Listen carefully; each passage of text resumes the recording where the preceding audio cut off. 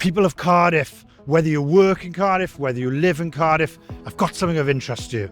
So this is a thermal imaging camera. And what it allows you to do is work indoors to see drafts and cold spots in your house, find damp and mould, drafts, things like that. Why am I telling you this? It's because Cardiff Council are now doing a free lending scheme where you can borrow one of these from any library or hub. There's 22 of them across the city.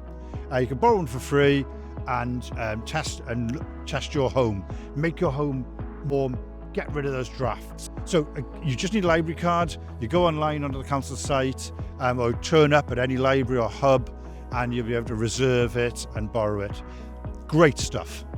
So you need to try this. 3 years ago, I borrowed one of these, took it home, and when I got home, there was a massive blue patch, that means cold, on my landing ceiling. I was like, what's going on? Went up into the loft, and 15 years earlier, the cable people who were cabling the house had lifted all my loft insulation area and forgot to put it back.